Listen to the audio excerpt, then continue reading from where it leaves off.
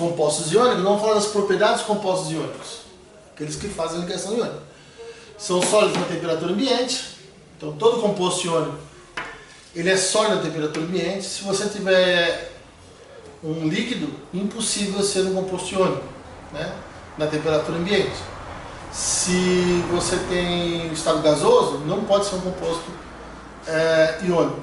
Existem compostos iônicos no ar? Existe, mas como aerosóis, como se fosse poeira, mas não como o composto em si iônicos na forma gasosa, tá? Isso não existe. Todos são sólidos à temperatura ambiente devido à forte energia reticular que existe entre os íons, né? Um único íon positivo atrai vários íons negativos, não apenas aquele que vai neutralizar a carga, né? Isso acontece, tá? Elevado ponto de fusão, exatamente por causa da energia reticular, né? Lembrando que os compostos iônicos, você não tem um plano, né, de, por exemplo, sódio e cloreto. Você tem milhões de cloretos, milhões de sódios que formam uma estrutura tridimensional, que faz com que as energias envolvidas sejam muito grandes, né, as energias de atração, fazendo com que o composto tenha um elevado ponto de fusão. Quando você tenta amassar um composto iônico, ele quebra, ele fica em pedaços pequenos. Por quê? Porque ele é formado por íons. Quando você tenta deslocar um íon positivo em relação a um íon negativo, esse íon positivo vai se encontrar com outro íon positivo, acontecendo uma repulsão.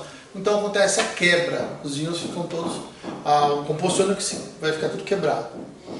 Não conduzem corrente elétrica, porque os seus íons estão presos na rede cristalina, então ele não consegue conduzir corrente elétrica. Você pegar uma estrutura cristalina grande de cloreto de sódio e colocar 2 fios, não vai passar corrente elétrica. Porém, se você fizer com que ele se dissolva em água, ou se você conseguir derretê-lo, fundir ele, eles vão conduzir, porque aí os íons vão estar livres e aí você tem transferência de carga. Em geral, apresenta alguma solubilidade em água, porque os íons atraem a água, formando estruturas solvatadas. E no caso de sendo água, seriam estruturas hidratadas, ou seja, os íons ficam ao seu redor com várias moléculas de água, fazendo com que os íons se separem, acontecendo a dissolução. Existem alguns compostos iônicos que não são solúveis em água, porque a energia reticular é tão forte que a água não consegue romper essa interação.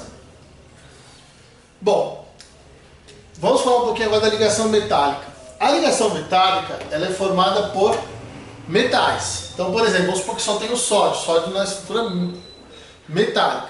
O sódio, o cerne dele, lembra? Ele tem como cerne de gás nobre o neônio e tem um elétron no terceiro nível, 3s1.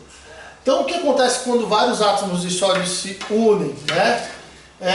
Os elétrons, esse elétron fica ao redor de todos os cernes positivos do sódio e fazendo com que você mantenha eles unidos. Imagina que você tenha bolinhas de chocolate numa massa de bolo, um chantilly, né?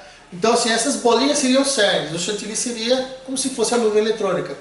Ou seja, quando você bate num metal, você consegue fazer com que ele vire chapa, por isso que ele é maleável. Os metais são maleáveis e dúcteis.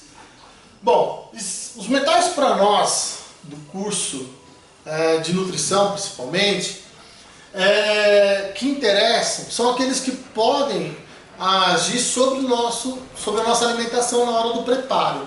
Existem panelas de ferro, panelas de alumínio, panelas de cobre, existem panelas com estanho, raramente, né, com prata. Então esses são alguns materiais em que você encontra utensílios domésticos. Existem, claro, teflonado, mas é um polímero orgânico ou cerâmico, aí é um composto mais complexo, com ligações iônicas. Temos também panelas de pedra, né, que está mais relacionado a compostos iônicos. Mas é importante salientar que aço inox, bronze, latão, não são metais, são ligas metálicas, são misturas de metais. Só para deixar claro, Por exemplo, bronze é cobre com estanho.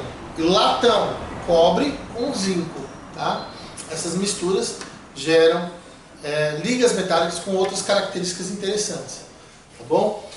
Qual a outra propriedade dos compostos metálicos? Né? Eles são sólidos a temperatura ambiente, com exceção do mercúrio, que é o único metal líquido a temperatura ambiente. Eles conduzem a corrente elétrica, tanto sólido quanto líquido. Se você pegar o mercúrio, ele vai conduzir corrente elétrica. Se você pegar qualquer metal, vai conduzir. São os melhores condutores. E formam ligas metálicas. Algumas misturas ocorrem para melhorar as propriedades dos materiais.